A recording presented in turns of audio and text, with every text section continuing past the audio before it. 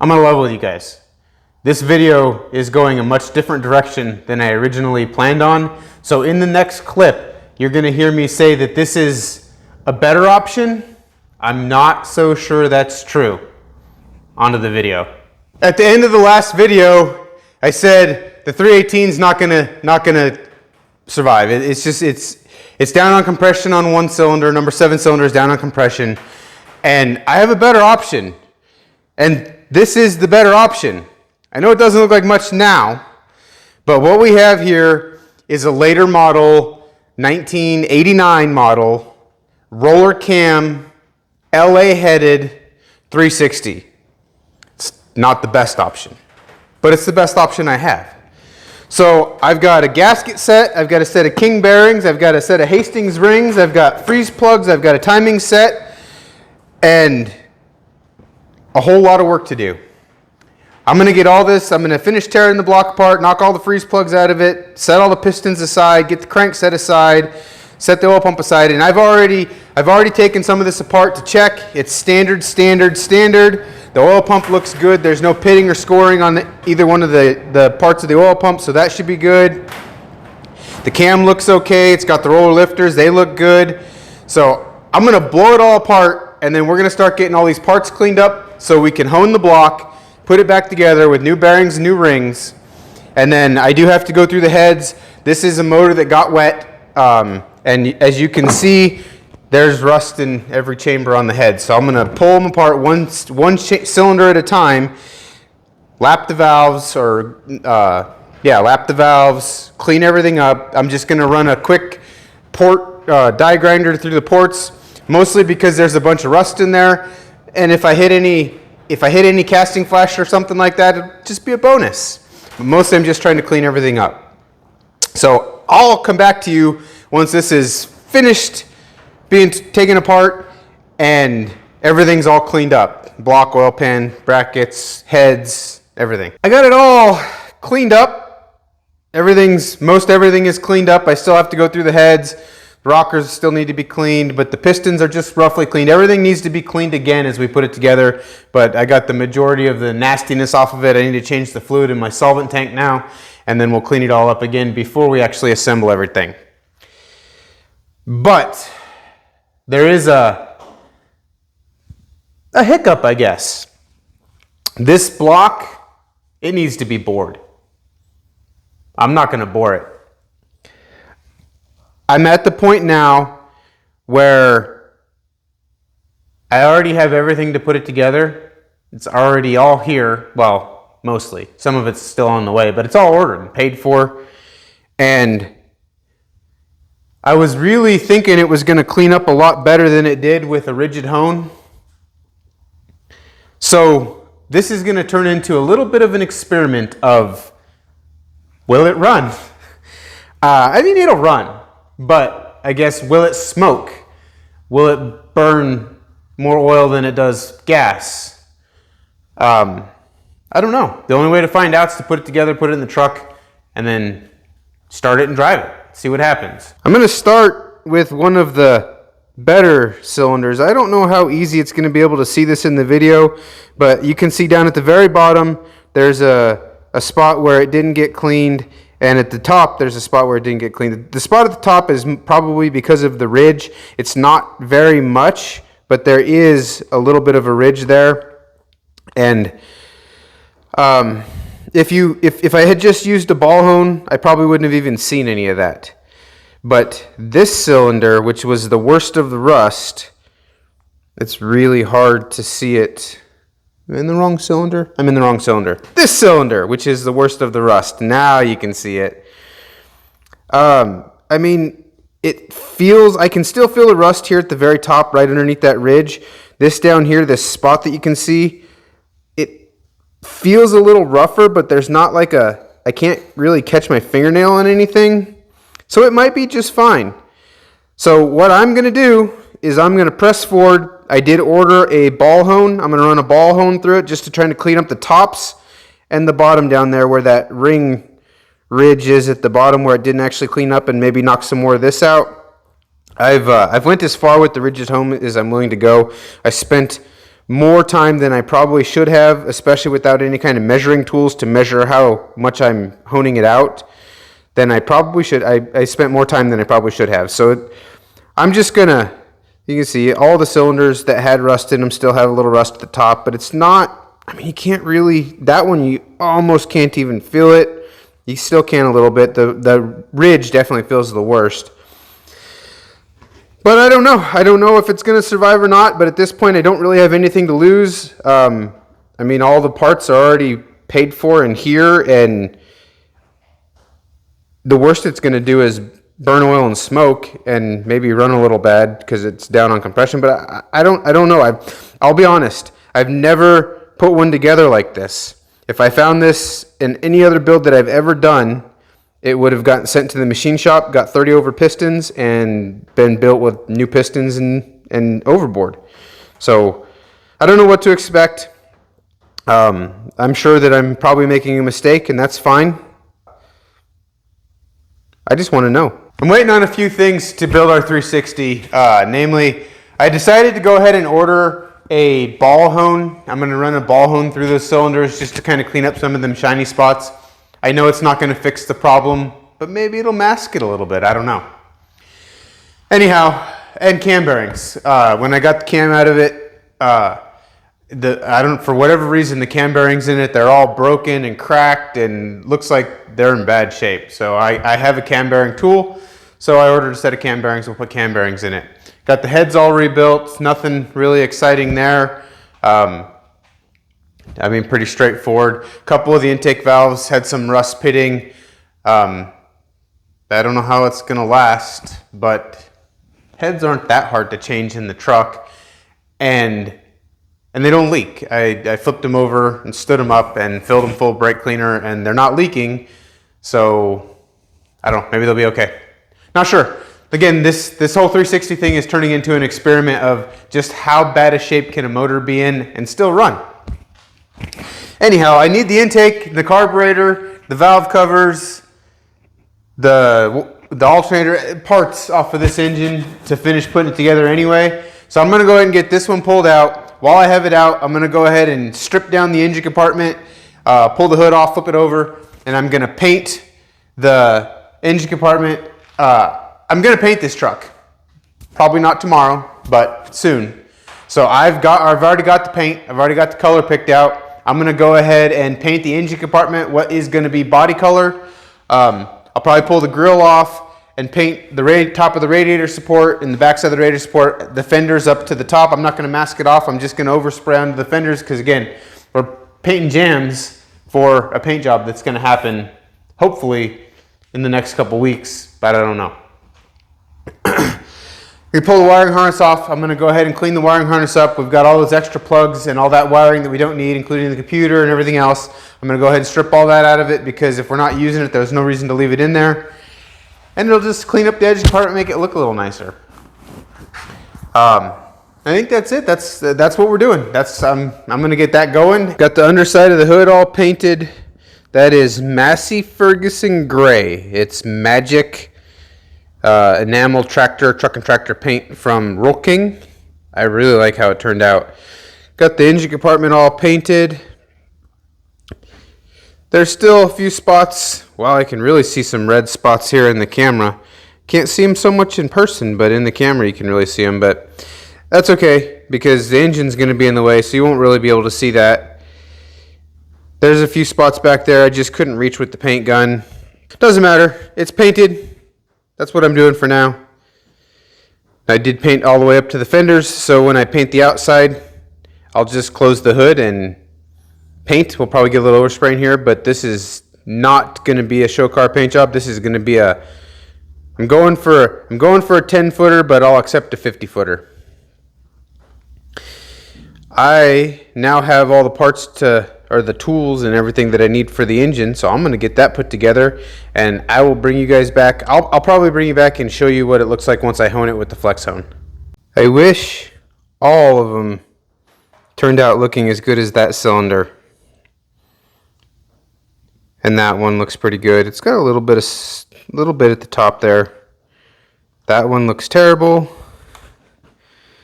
That one looks okay-ish. That one is okay-ish. That one's not quite as terrible as the other one. That one's terrible. That one looks okay-ish. Those were all honed for about the same amount of time, which is the time that the instructions told me to hone it, 45 seconds at about 500 RPM. I'm going to put it together. Hopefully it runs. If it doesn't, then I guess we'll take it back apart and figure something else out. We got the engine all put together. I hope it runs as good as it looks. Okay. I mean, it looks okay. I don't like, I repainted the intake again. This is the same intake that was on the 318.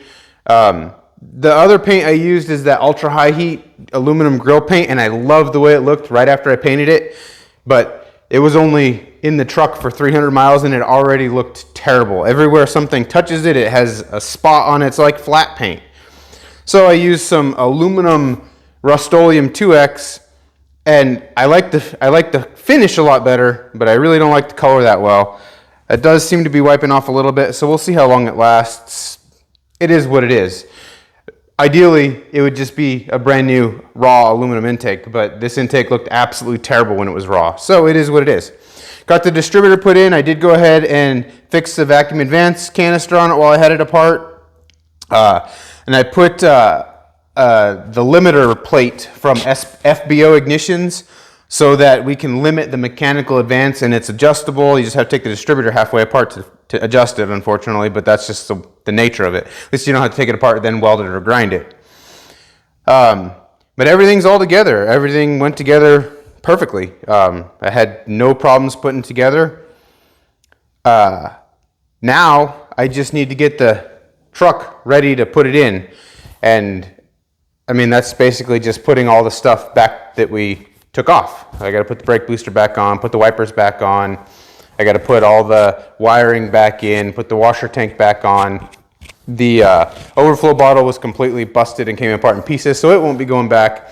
Got to clean up the battery tray and get it put back on. But, you know, basically everything that is in the engine compartment that isn't attached to the engine, I'm going to go ahead and put in now because it'll be a lot easier now. Good morning. It is time for this thing to run. It's currently, a little before 7 a.m.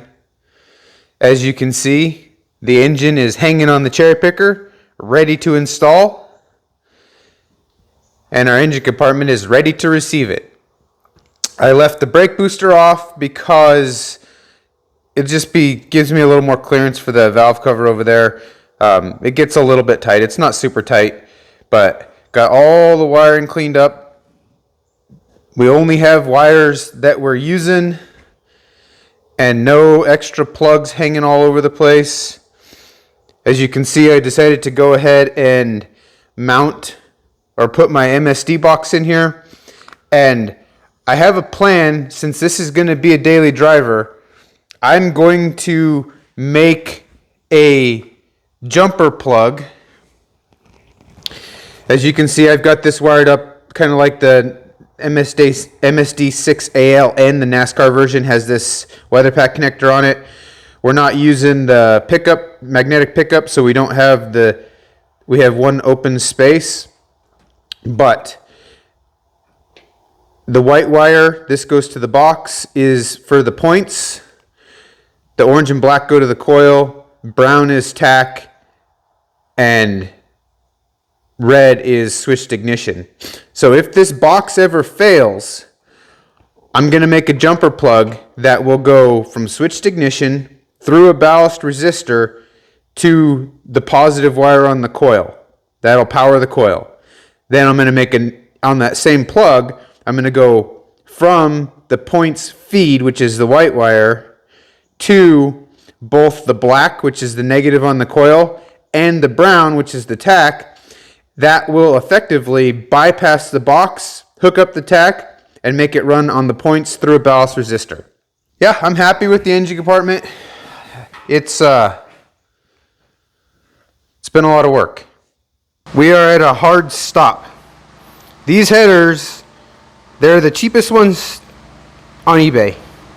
So I guess I shouldn't be surprised. But they're very similar to a name brand set of headers, except that the passenger side looks like the driver's side and the driver's side looks like the passenger side. And they might work if I had time to completely modify them. Because there's lots of room right here, but not right here. Let me grab the piece of pipe that I cut out. So I started, just massaging it.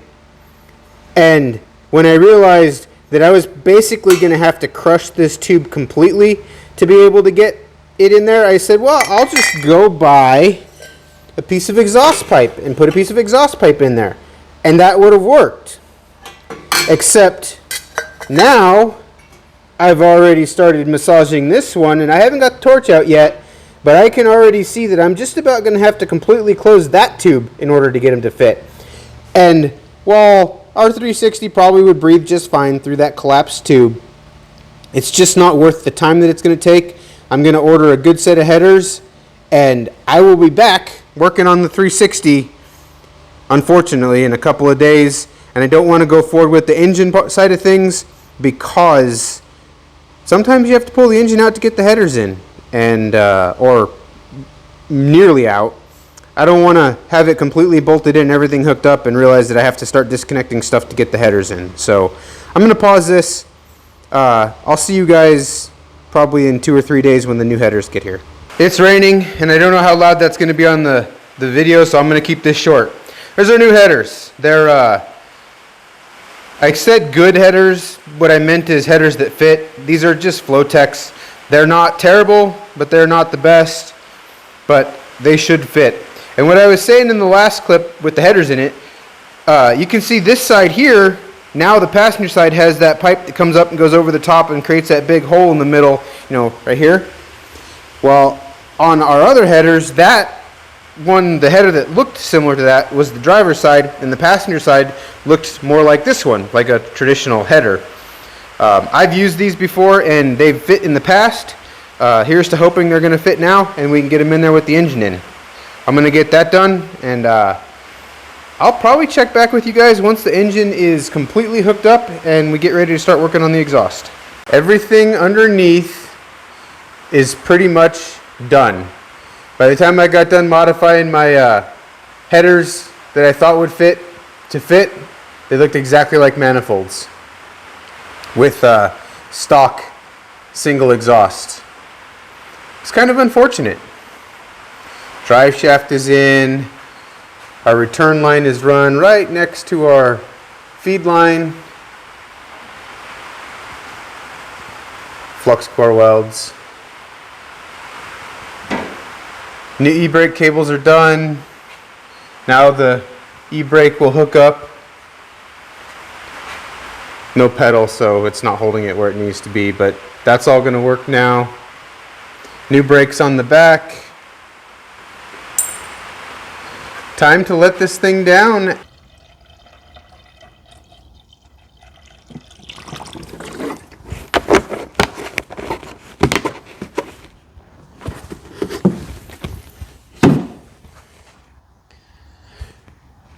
It's finally time to go ahead and see if we can get this thing to fire up. I haven't primed the fuel system. The oil's primed, coolant's full, transmission's got fluid in it, battery's charged. I think we're ready to go. I'm going to pour a little gas down the carburetor. I think I have a little bit of gas left in my weed eater gas here. And I don't have a remote starter or anything, so we're just going to have to get in and use the key. We'll try to spill a little in the vents anyway. Maybe it'll idle. Alright, that should be enough. And it's in park. Set the e-brake. Better get the key. The buzzer works and there's no doors to shut the buzzer off, so here goes nothing.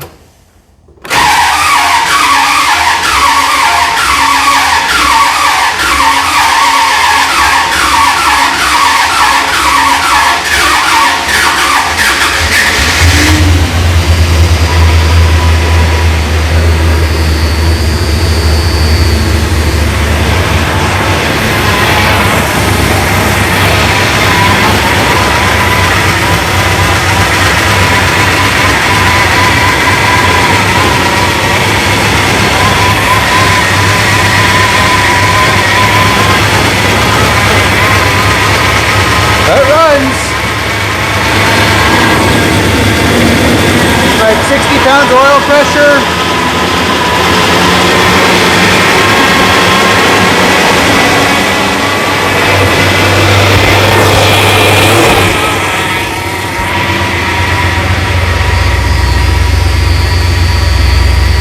Oil pressure gauge is working now.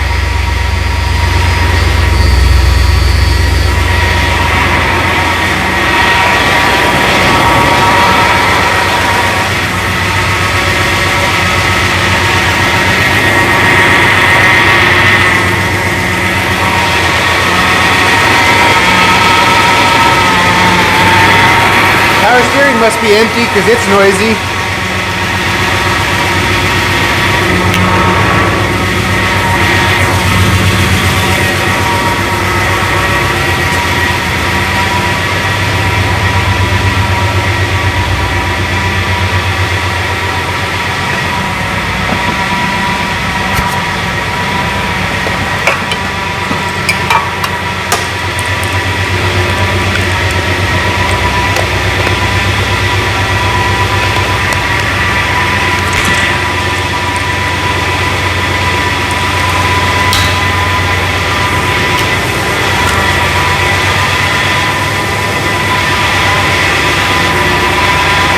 Really not smoking very bad.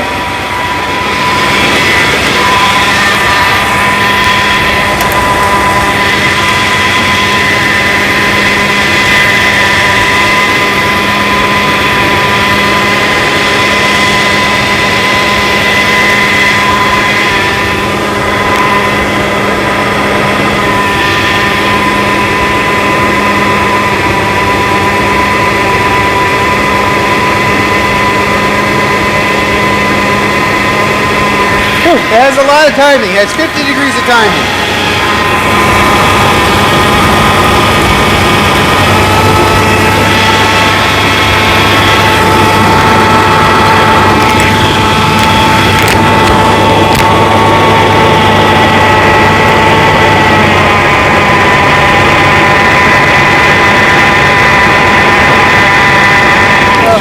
That'll fall off as soon as it loses vacuum. Apparently I had too much coolant in it.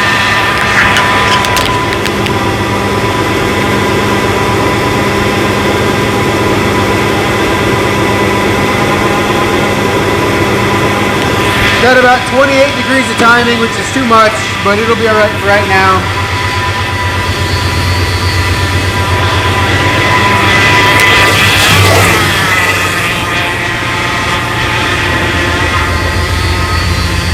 Idling about 800 RPMs. Alright, I'm just going to let it sit here and run for a little bit. And if anything interesting happens, I'll keep the camera rolling. Sorry, nothing exciting happened. It just sat here and idled. Got up to about 160, 65 degrees. Barely moved the gauge on the dash. Oil pressure stayed. I guess I didn't look at it right before I shut it off. But last time I looked at it, it was right about 50. Goes up to about 60 when you rev it up a little bit. The gauge on the dash is on like the third mark, so that's 60 psi or 50 psi. Transmission shifts in and out of forward back. The transmission's full. It didn't leak. That is the way you want the first startup on an engine to go, completely uneventful. I'm gonna let it cool down. I need to reset the timing. I've got about 28 degrees static timing in it. I do have that limiter, so I was actually aiming for about 22 degrees, so I was a little off, but it was close enough to run. And then I got to mess around with the vacuum advance. One of the paperwork that I looked at said I wanted 30 degrees with the vacuum advance hooked up to good manifold vacuum. Well, based on what I just saw, that means I'm going to have around 8 degrees of initial timing. Well, I don't want to go nearly that low. I am going to hook it up to ported vacuum when I actually put it together the right way. So I don't know what that means. I'm probably going to just go ahead and set my initial timing at about 22 degrees, hook the vacuum advance up to ported vacuum. If I can't imagine that I'll have a problem with it pinging under light throttle, but if I do, I guess I'll back the timing off until it's good, and then I'll take that advanced mechanism out and add more advance to it, but I really don't want to. I'd like to keep more static timing in it. I just feel like they run better that way. All right, so yesterday we ran the motor long enough to get it up to temperature, break the rings in, whatever. I changed the oil, new filter. I'm gonna go ahead and do a cold start and we'll see how this runs the next day. I don't think anything's in the way, so just give it a pump, find the key.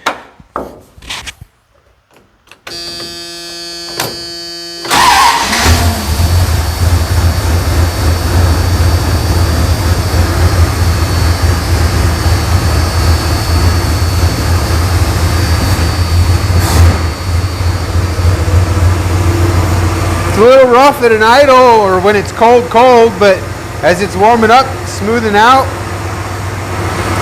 Probably it's warm enough in here it don't really need that choke. I could probably back it off some. Timing's still the same as it was. Everything is all exactly the same as it was. I haven't even adjusted the carburetor.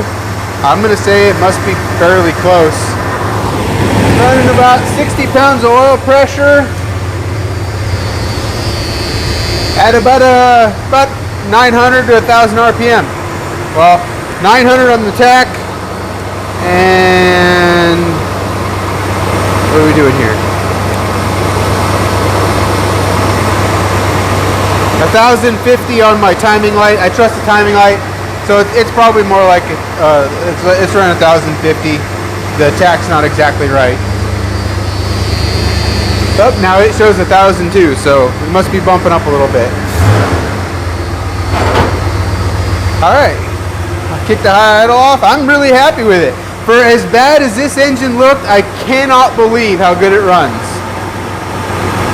Well, I didn't show a lot of the steps because I don't want this to be a how-to video because you really shouldn't do what I did. I took a huge chance. It may not work out for me the same way the next time, but I am going to count my thank my lucky star, I don't know, whatever, because I mean it's just a little rough, but it has 0 miles on it, and look at the cylinder walls. I'm ecstatic. Anyway, on to the next thing. So the first thing that we have to do is get the distributor. I gotta take it out. I actually found an article or a picture or something online. You can take and if you drill a hole and tap it in the right spot in the distributor, you can make a stop for the vacuum advance so that we can limit how much it advances. Right now it's advancing like 22 to 23 degrees. That's too much. So we'll just do that and then put it back in to get our timing all set. I decided to go with 22 degrees of initial timing, 10 degrees of mechanical advance, and I think I'm gonna do about 8 degrees of vacuum advance, and just see how it runs there. Sorry I didn't film the cold start, but I had to pull it out of the garage. So we're gonna just take it and go put a little gas in it, and I figured I'd bring you along for the first ride. I don't know which switch is which. I think the one on the left is lockup and the one on the right is overdrive, but we're gonna figure that out. Here we go. We should be able to go like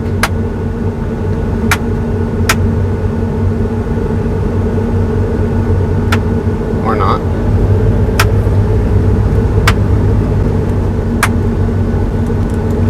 I don't think either one of those are working.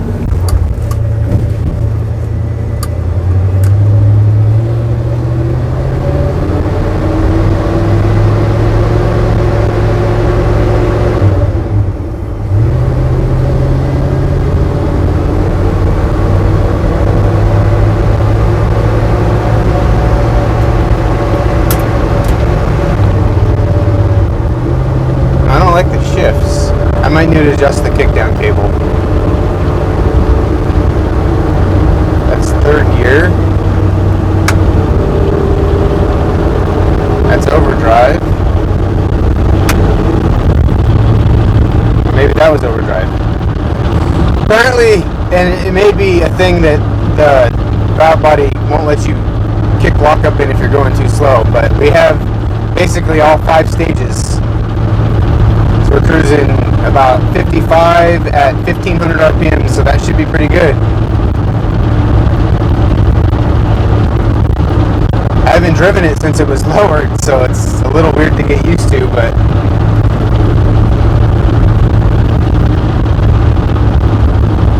oil pressure's good, water temp's good.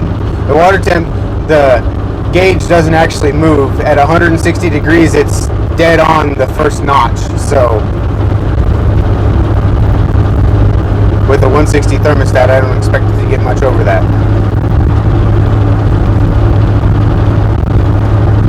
I can tell you one thing for sure, it's way quieter in here with all the weather stripping not leaking. Sounds like Amber's wing window might be leaking just a little bit. Brakes work. I didn't even notice it's quieter than my Jeep.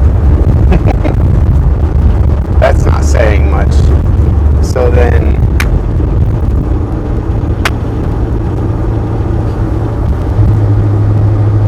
I'm pretty sure the right one is overdrive. I don't know if that's how I said it earlier, but reverse works. That's good.